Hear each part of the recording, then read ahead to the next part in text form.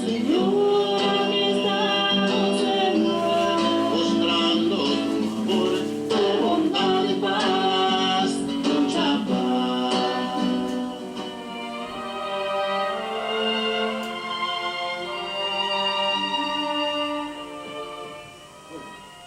Aquí estamos, Señor, con los amigos de Dios. Los amigos de Dios, que está Sandra, Norma. Bien, padre, bien. Sí. ¿Qué tal, Carmen? ¿Cómo están? Muy bien, gracias a Dios. Los amigos de Dios. Bueno, ¿de qué nos vas a hablar esta noche, Norma, no? De San Sulpicio y también de San Mauro. Bueno. Bueno, como en todas las enfermedades que tenemos grandes intercesores, como por ejemplo San Blas, por el tema de la garganta, ¿no? Así San Sulpicio intervino en un momento en que el rey de Francia tenía esta enfermedad de los pulmones, ¿no? En realidad tenía pleuritis. Y bueno, dice que su intervención hizo que milagrosamente curara su enfermedad. Bueno, en el pueblo donde él estaba como obispo, que era Borges, pagaban impuestos costosísimos, ¿no? Era algo difícil de vivir. Y bueno, entonces en agradecimiento este rey es que abarata los costos de estos impuestos, ¿no? Sí, el precio de los impuestos, que era una cosa muy importante. Bueno, se sabe que era oriundo de Francia, que él vivió en el siglo VII, y bueno, se ha dedicado a la evangelización, precisamente en esta época en que Francia surgía como nación, había muchos tipos de conflictos, ya sean sociales, políticos, no económicos, y bueno, él se trasladaba a las aldeas más lejanas, donde seguían todavía con tradiciones paganas, ¿no? Entonces también fue ayudado por San Benito y San Columbano, que lo ayudaron en esta misión, ¿no? Bueno, el cristianismo en la ciudad comienza en el siglo II, pero fue tanto el auge de que se hizo una arquidiócesis y hubo 6 obispos santos en la ciudad, en esa ciudad, ¿no? Bueno, él se destaca por la propagación del Evangelio, por la consolidación en la fe y también porque apacentaba los grandes choques que había entre ellos, ¿no? Grupos étnicos y entonces muchas peleas, ¿no? Bueno, él fallece en el año 647 y es enterrado fuera de los muros de la ciudad. Pero cuando lo canonizan, la iglesia más bonita de París y también el seminario que hay ahí lleva su nombre, en honor a su nombre. Y esto es que decimos que desde el cielo él sigue evangelizando, ¿no? No solo a Francia, sino al mundo entero. Sí, Carmen. Bueno, yo acá traigo la historia de Santa Cristina, que quizás acá en nuestro país no es muy conocida, pero en Italia sí, le rinden mucho honor a esta santa, que nació en Cepino, en un pueblo de Italia, de la cual ella es la santa del pueblo, es la santa de los hogares, la patrona, sí. Y bueno, también por mediados del siglo V después de Cristo, todos sabemos que en Roma, después de la llegada de Jesús, hubo enfrentamientos, sobre todo con el tema exacto de religión. Y bueno, ella venía de un hogar de ateos, digamos, paganos, y de mucho dinero. Pero ella tenía acceso a saber leer y escribir por su condición de clase social. Y bueno, cuando ella fue adquiriendo el conocimiento de la lectoescritura, fue estudiando estos libros de la vida de Jesús. Y tal es así que ella se convierte pero muchísimo. Y empieza a los 10 años no a rebelarse contra el Padre, sino a querer que también él se convierta y todo el pueblo. Entonces agarró estatuas de dioses paganos que ella tenía en su casa, que eran de oro y plata, las rompe y las distribuye a los pobres del pueblo. Entonces el padre, cuando se entera de esto, se enoja muchísimo con ella y, como la ley así lo ordenaba, manda a azotarla. Ella, estando azotada, estando pedazos de su carne en el piso sin importarle, seguía predicando a Jesús, a todos los demás, y bueno, le dice a su padre que él que haga lo que quiera él con los pedazos de carne que él mismo había engendrado. Entonces el padre se enoja también por esa reprimenda que ella hace en contra de él y decide seguir azotándola. No obstante, a ella no le importa, sigue predicando, y bueno, cuando él piensa ver qué otra actitud tomar para que su hija deje de predicar, muere. Lo encuentran muerto en su habitación. Entonces lo sucede otro juez, el cual se interioriza acerca del tema de Cristina, y cuando la lleva ella a un templo pagano, la estatua mayor se rompe en 1000 pedazos, la estatua de oro, cuando vio que ella pisó el templo. Entonces él de un infarto también muere. Y es así que lo sucede otro otro juez, y este juez, que ya sabía de la historia, decide encerrarla en un horno durante 5 días y 5 noches, para lo cual ella sale ilesa. Eso fue un milagro, fue el primer milagro que ve todo el pueblo, por otra parte. Y bueno, ella sigue proclamando a Jesús, a Dios, y bueno, entonces deciden cortarle la lengua, que aún así no impedía que ella siga proclamando la vida de Dios, de Jesús, y bueno, hasta que deciden acuchillarla. Y es así como muere acuchillada y predicando la palabra de Dios, y todo el pueblo se convirtió. Tal es así que hoy la veneran como Santa Cristina de ese pino. ¿No? Y acá la maravilla es que se revela a los 10 años predicando a Jesús, ¿no? También es la santa de los niños, la santa patrona de los hogares, o sea, todos aquellos que necesitan una vivienda, pidan la intercesión de Santa Cristina, que es una gran santa, es una niña, ¿no? Especialmente para todas aquellas mamás que pidan a Santa Cristina por sus hijas, para que también puedan entrar en este mundo de la fe, de la sabiduría que recibe de parte de Dios, no para transmitir la vida cristiana, transmitir las buenas obras en nombre de Dios, ¿no? Por eso digo, muere a los 12 años. A los 12 años la mata. Era mártir, también una de las más pequeñas, también hemos tenido también otras santas, Santa Lucía, y bueno, cuántas mártires, Santa Inés, ¿no? Cuántas mártires jovencitas que murieron defendiendo su virginidad, defendiendo también su amor a Cristo, con una devoción, una profundidad que no le importaba que la mataran, sino entregar la vida para el servicio a Dios, ¿no? Y bueno, vamos a ir a un pequeño cortecito y enseguida volvemos con San Mauro, ¿no?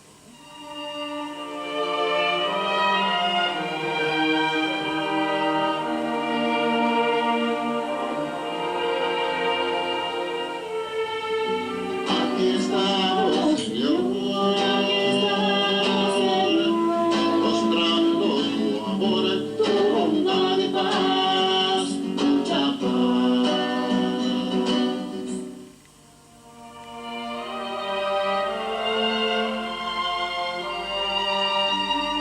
Estamos en bloquecito, en estos amigos de Dios, y queda San Mauro, ¿no? Sí.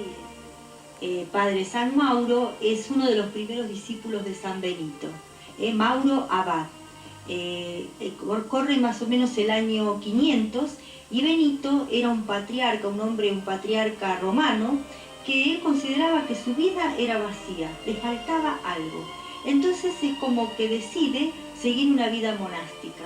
Se retira a una gruta a 100 kilómetros de Roma, y ahí comienza su vida de penitencia, de oración, y también no iban con él las reglas monásticas de vida de monástica en del momento. Entonces él meditó mucho sobre estas reglas y consiguió una reforma que era más humana, más equilibrada, para que pudieran vivir en comunidad, ¿no? Bueno, él se lo consideraba un hombre sabio, un hombre prudente, un hombre de Dios a Benito. Entonces muchos discípulos lo buscaron para ser su maestro espiritual. En este momento es donde ingresa la vida de Mauro, porque sus papás se lo dan a Benito desde muy temprana edad. Y es él uno de los más fieles discípulos de él, también con San Plácido. Bueno, cuando Benito va al monasterio de Montecassino, que inicia San Benito, este lugar, bueno, San Mauro queda como superior y también a cargo de todo lo deja a Mauro. Pero después le solicitan un monasterio en Francia. Entonces ahí es que Benito lo deja solo a Mauro y queda a cargo de ese monasterio, ¿no? Del de Francia. Bueno, ahí se lo conoce, ¿no es cierto? Le conoce él que era un hombre de mucha virtud, un hombre muy caritativo, un hombre, era muy austero, pero era austero para con él y para con los demás no, era muy condescendiente con todo el mundo, ¿no? Bueno, al morir él queda este lugar con el tiempo, al ser canonizado, pasa a ser como la aldea de San Mauro. También surgen muchas iglesias en Europa en honor a su nombre y también una congregación monástica benedictina que lleva su nombre. Bueno. Y bueno, los hermanos benedictinos están ramificados en todo el mundo, son de Carlos Monk dedicados 8 horas de descanso, 8 horas de trabajo y 8 horas de oración, ¿no? Que bueno, acá tenemos como 3 monasterios de los benedictinos y bueno, que Dios los bendiga también por esta obra tan grande, la regla, ¿no? De mucho silencio, mucha oración, pues también Dios siempre la va. Aquí estamos con Bloquecitos Marianos, con la señora Clementina Maglieri. ¿Qué tal, Clementina? Muy bien, Padre Daniel, buenas noches. Buenas noches a toda la audiencia. Bueno, aquí estamos nuevamente, Padre, como todas las semanas, tratando de conocer un poquito más a la Santísima Virgen. A la Santísima Virgen, en una vocación distinta, ¿no? Sí, esta es una hermosa advocación de Nuestra Señora de Altagracia. Esta advocación se conoce en la República Dominicana. Es hermosa la historia, Padre. Cuenta de que había una señora de raza negra.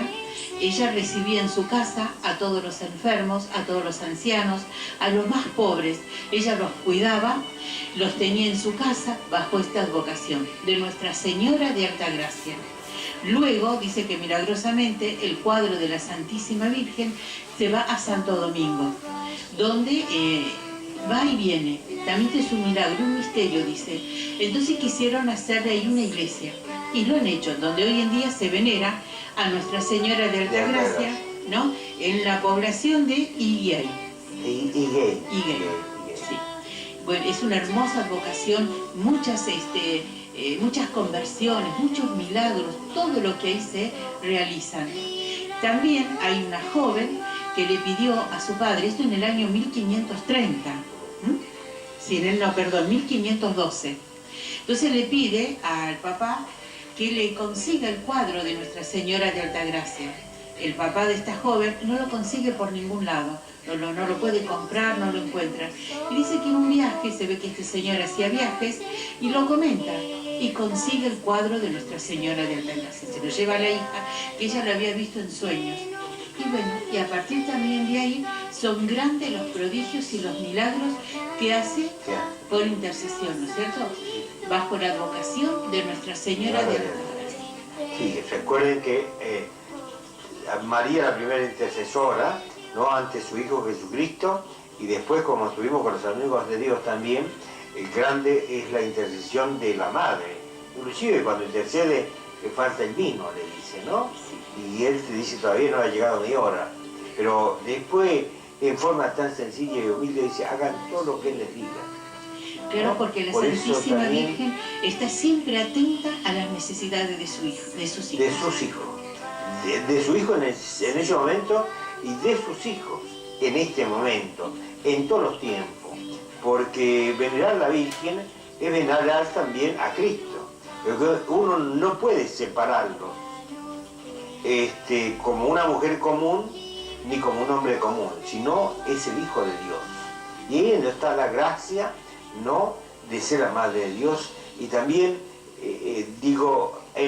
decía vos, en una persona negra, ¿no? ¿Viste? La gente sencilla y humilde tiene la gracia de ver a la madre, ¿no? Imagínense, yo me imagino en el año 1500, ¿no? Una persona, no importa la raza ni el color, en este caso es una persona de color, ¿no? De raza negra. Ese amor que tenía a los enfermos, ese amor a los más pobres, mirando el cuadro de Nuestra Señora de Altagracia. Y cómo la Virgen, ¿no? La Santísima Virgen obra también ella, ¿no es cierto?, en favor de todos los enfermos, de los que sufren, de los que se cobijan bajo su manto. O su corazón, El corazón de la o el Virgen. diente de la Virgen. O muchas veces tenemos que volver a renacer. ¿Cómo volver a renacer? Renacer por amor a Cristo, pero a través también el amor fuerte a la Madre de Dios. A la Madre ¿no? de Dios. Esto la mayoría de los santos, todos fueron marianos. No hay ningún santo que no haya sido bendecido o acariciado por la Madre de Dios, en la aparición de muchos, no solamente los laicos, los sencillos, los humildes, sino hay obispos, hay sacerdotes, ¿no? En donde la Virgen ha charlado con ellos, ¿no?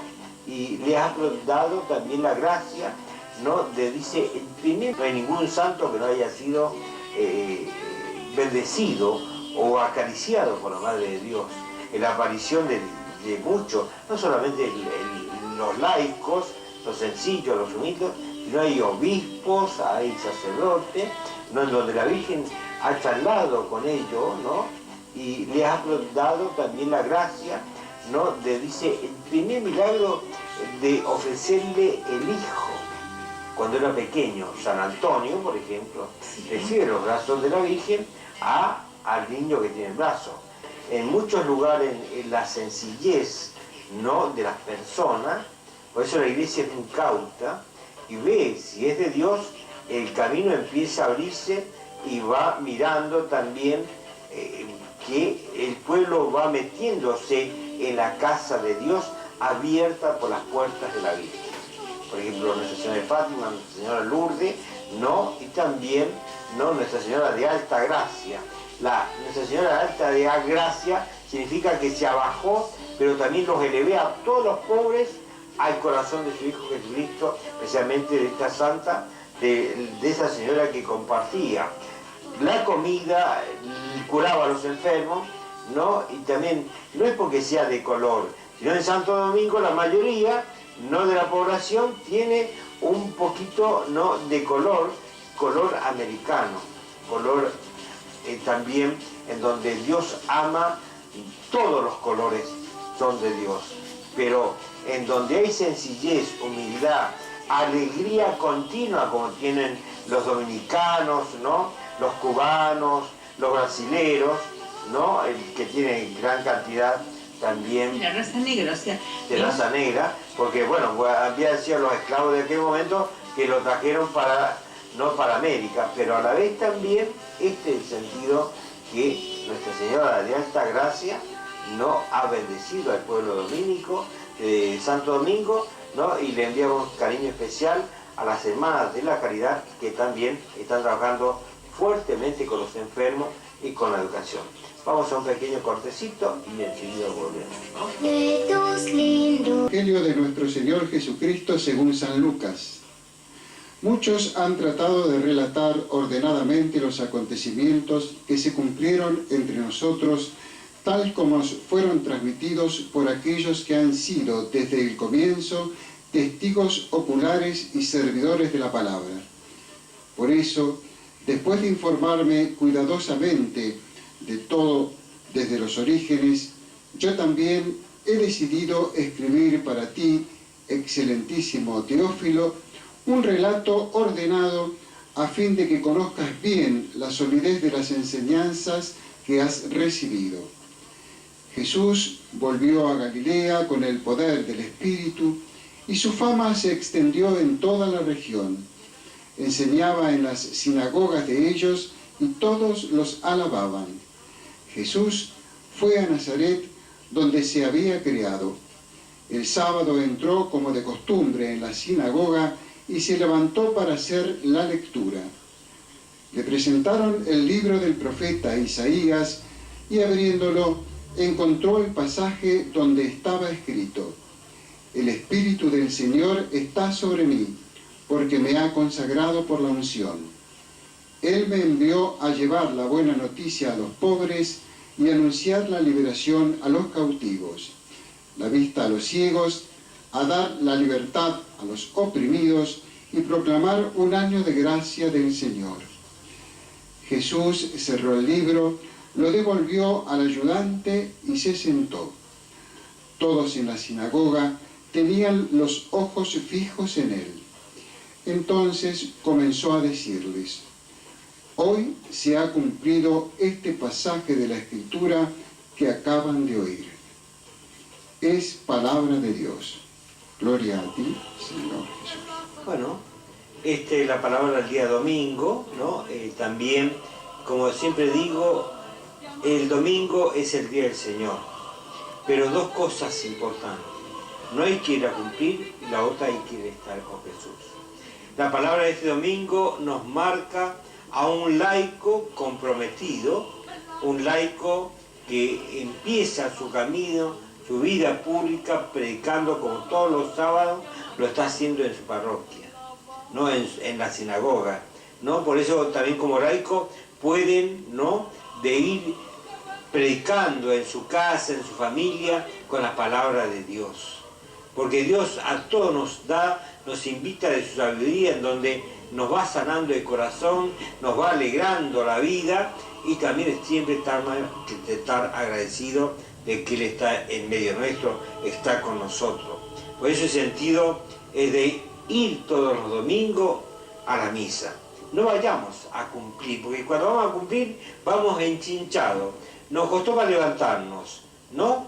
Y el sentido es de ir alegres, bien desayunados, y escuchar la palabra de Dios, en donde la palabra simplemente se va metiendo al corazón para darnos el entendimiento, la comprensión de su presencia entre nosotros. Por eso digo, domingo a domingo es un sentido claro que no debemos faltar en su presencia, con nuestra presencia en su presencia y su presencia en medio nuestro, en donde palabra y Eucaristía nos invitan a sanar nuestro interior. Cura a los enfermos, libera a los oprimidos y a la vez predica. Con su predicación, su vida en testimonio firme y segura, nos va diciendo el Señor Jesús que nosotros vayamos siendo buenas personas, con un entendimiento santo, que nos va a dar la libertad interior para descubrirnos personas, ser familia y aprender a amar a los demás. Por eso la liberación de los cautivos significa eso, que Jesús lo primero que hace es enseñarnos a amar. Por eso el sentido también, recuerden el primer mandamiento: amarás a Dios con todo tu corazón, con toda tu alma, con todo tu ser, y amarás a tu hermano como a ti mismo, ¿no? Amarás al prójimo como a ti mismo. Y simplemente dice, ámense los unos a los otros. Para eso nos hace descubrir el amor y también a la vez de aprender a liberarnos de la bronca, de los miedos, de la fobia, de todas aquellas enfermedades muy actualizadas, en donde por falta de paz interior o de libertad interior nos vamos enfermando y no encontrando a Dios. Aquel que tiene mucha bronca no puede descubrir a Dios. Aquel que no tiene mucha paz tampoco lo puede vislumbrar siquiera. Por eso el sentido de la palabra que sana, educa, ¿no?, y nos va dando la liberación de los cautivos, de todos nuestros cautiverios. Todos los cautiverios son los pecados. Cada uno conoce su pecado y entonces es importante de liberarse. ¿Cómo uno se libera? Va a la reconciliación. ¿A dónde? Al sacerdote ante la misa, después de la misa, o día, Padre, ¿qué día puedo venir a confesarme? ¿Qué día puedo venir a que me dé la unción de los enfermos? ¿Qué día puedo venir a charlar un poquito con usted? Necesito de su dirección. Y ahí está Jesús, en el sacerdote.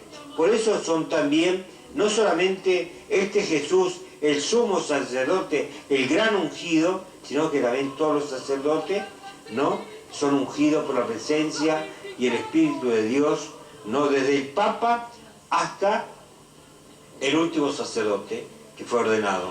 Y también la gracia, ¿no?, de también que nuestra diócesis tiene la riqueza de tantos diáconos que hay, en donde también como esa gran visión que tuvo el obispo Jorge Nove de también de nombrar a ser diácono, ¿no?, consagrar diácono, para que ningún pueblo quede sin la presencia, sin la palabra. Pero aparte los diáconos también están los ministros de la Eucaristía que ayudan, que son los pies de Jesús, la mano de Jesús, la mirada de Jesús, en donde van a aliviar a los enfermos con la palabra, con la Eucaristía, con la oración, y aquellos que no saben nada, también, que también buscan también la presencia de Dios. Por eso si hay un enfermo en casa, siempre el sacerdote, ¿no?, que el sacerdote enviará, si no puede ir él, al ministro de la Eucaristía o al diácono, que están también preparados, pero también la preparación, la sabiduría de Dios la va dando el Señor, el ungido, el sumo sacerdote, el gran rey, nuestro Señor. Por eso digo, el sentido es de encontrarnos con Jesús, encontrarnos cara a cara, encontrarnos y explicarle que nos ame, que no se aparte de nosotros, que vaya sanando nuestro corazón, nuestras heridas, que quedan de la niñez, desde el vientre materno, hasta el final a veces, ¿no? Por eso la palabra todos los domingos va sanando el corazón, queridos hermanos, y va también liberándonos. Vino a liberar a todos los cautivos, a sanar a todos los enfermos, pero también a quedarse con nosotros, a traer la palabra y la presencia de Dios es vida, la presencia de Dios es alegría, es paciencia, bondad y ternura que muchas veces nos falta, ¿no? Por eso digo, de ir cubriendo a este Dios que se queda con nosotros, es tenerlo siempre en el corazón y llevando a todos aquellos que les faltan. Por eso, domingo a domingo, querida familia, no se quede en casa. Muchas veces se quedan en casa, se niegan de estar juntos, se niegan, se pelean. Dejen la discusión y hablen de Dios. Busquen la palabra, léanla, pero también es importante, vayan al templo, a encontrarse con sus hermanos, porque toda la comunidad, como hijos de Dios, nos hace familia, nos hace hijos en Él y también hermanos en Jesús, y también no el sentido de la sanación interior. Por eso, recuerden que todos los ungidos de Dios son porque Dios los ama, y a través de esa unción que Dios Padre le da al Hijo, el Hijo le da a todos los sacerdotes como hermanos, no como el gran hermano que viene también. Aquí estamos, Señor, mostrando tu amor, tu bondad y paz, mucha paz.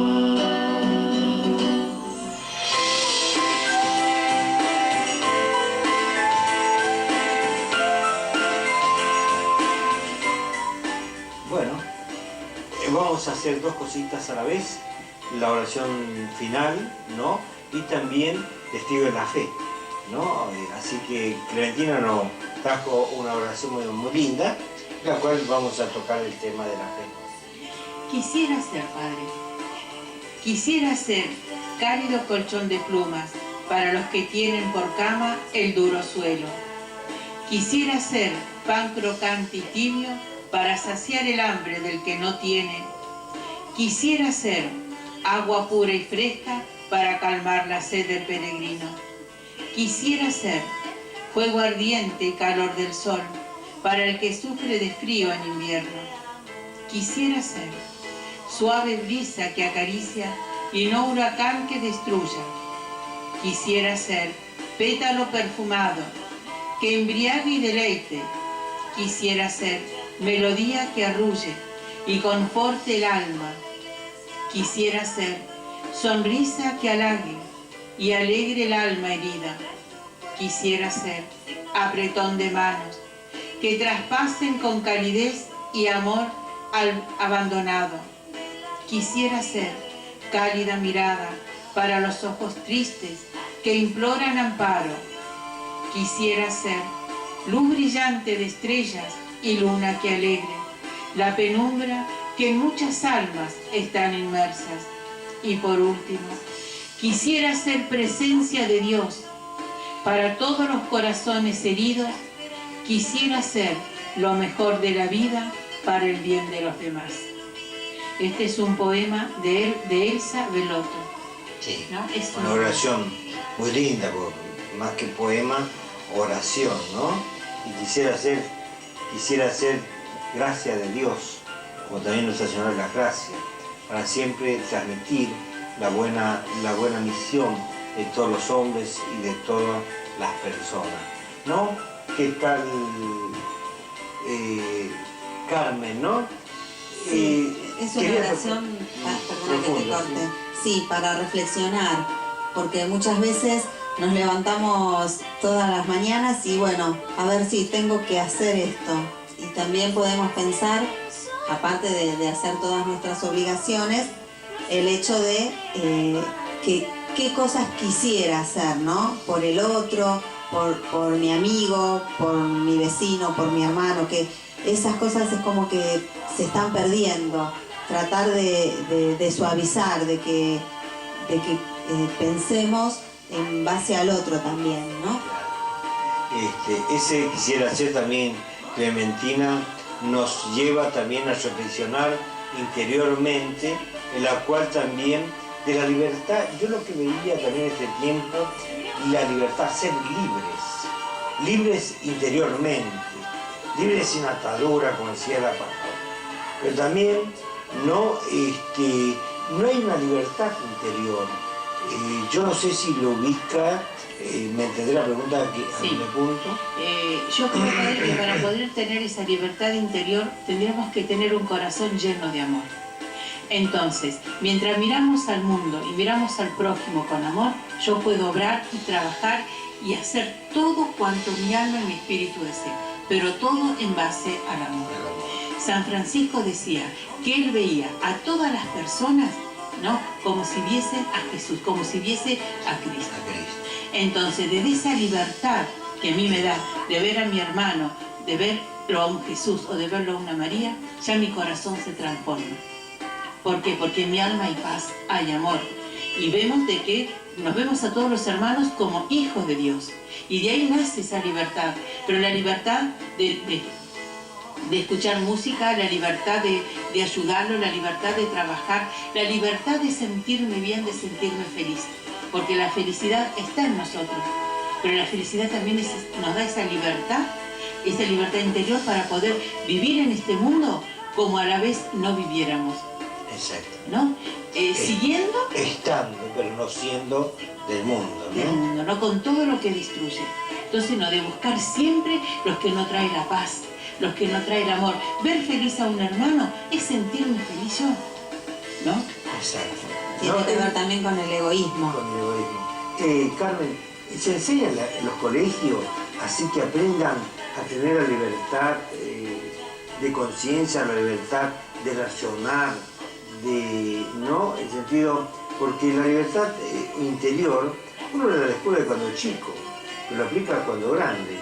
¿En qué etapa de la vida que vos como maestra, ¿no?, ha estado viviendo Sí. este tipo de libertad? Mira, para adquirir una buena libertad a conciencia debemos desde chiquitos venir educándonos para poder lograrlo. Y por supuesto que sí, en las escuelas nosotros tratamos desde todos los aspectos, trabajando la parte ética, la parte moral, para aplicar después a los conocimientos. Si no nos sirve de nada. Nosotros cuando instruimos para que sean personas de bien. Y por supuesto que la familia es quien debe acompañar este tipo de enseñanza, de instrucción. Pero todos los días nosotros deseamos que cada uno de nuestros alumnos logre esa independencia, esa paz y esa manera de vivir la libertad. La libertad de elegir una carrera, una profesión, una familia, todo viene acompañado de... Vos decías, bueno, se educa en casa y se incluye en la escuela, ¿no? La educación siempre es de la familia, ¿no? Totalmente. Por eso es importante que los padres van a la escuela a preguntar cómo están sus hijos, se interesan por sus hijos, o ya se perdió la costumbre de por lo menos una vez al mes de ir a preguntar cómo están sus hijos. Un poco se perdió la costumbre. No deja de ir, pero son muy pocos los que en realidad se acercan para saber cómo andan sus hijos. Pero sí, hay papás que se interesan. Nosotros quisiéramos que sean más, pero bueno, de a poco esto vamos a ver si se va a cambiar, si se va a revertir. Bueno, y eso es importante también en el sentido de que uno va mirando, no solamente en la escuela, sino en la catequesis misma, cuánto cuesta que vayan los papás y cuánto cuesta que se integren a la comunidad. Muchas veces no hay que darle tanta importancia, no lo que pasa dentro de la comunidad, sino que vayan a conocer a Jesús, y el sentido de Jesús lo mismo los va llevando a tener una libertad, una sana libertad de corazón, para también formarse no solamente como hombre o como mujer, no formarse como persona. El sentido es de, como vos decías, adquirir una buena vocación de servicio, ¿no? Esa es la meta que cada uno de nosotros, que cada hombre debe lograr, la independencia. Bueno, yo te agradezco, Carmen, porque la verdad que... No, yo te agradezco a vos que me hayas invitado. Te agradezco, digo, porque bueno, por los dos espacios que has estado, pero este tema, sino para otro momentito, que bueno, también queda invitada Norma Casas, que prometió estar, quedó esperando, ya también vamos a invitarla para que toquemos este tema de la familia tan vapuleada ahora, ¿no?